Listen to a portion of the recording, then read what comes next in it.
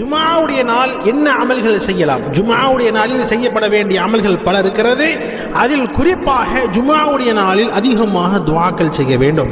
ரசூல் ஸல்லல்லாஹு அலைஹி வஸல்லம் அவர்கள் கூறுகிறார்கள், ஜும்ஆவுடைய நாளில் ஒரு நேரம் இருக்கிறது, அந்த நேரத்தில் அல்லாஹ்வுடையார் அல்லாஹ்விடத்தில் என்னவெல்லாம் துஆ கேட்பாரோ அல்லாஹ் நிச்சயமாக அதை வழங்காமல் இருப்பதில்லை என்பதாக ரசூல் ஸல்லல்லாஹு அலைஹி வஸல்லம் அவர்கள் சொன்னார்கள். எனவே ஜும்ஆவுடைய நாளில் அதிகமாக அல்லாஹ்விடத்தில் துஆ செய்ய வேண்டும், அல்லாஹ்விடத்தில் துஆக்கள் கேட்க வேண்டும். குறிப்பாக நம்முடைய வாழ்க்கையில் இருக்கக்கூடிய கவலைகள் நீங்க அல்லாஹ்விடத்தில் துஆ செய்யணும்.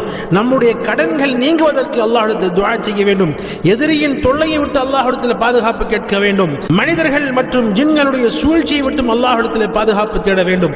வியாபாரத்தில் அதிகமாக பரக்கத் பெற அல்லாஹ்விடத்தில் துஆ செய்ய வேண்டும். யா அல்லாஹ், என்னுடைய வியாபாரத்தில் பரக்கத்தை கொடு என்பதாக துஆ செய்யணும். அதே மாதிரி வாழ்க்கையில் மிக மிக முக்கியமானது நம்முடைய வாழ்க்கையில் நிம்மதி.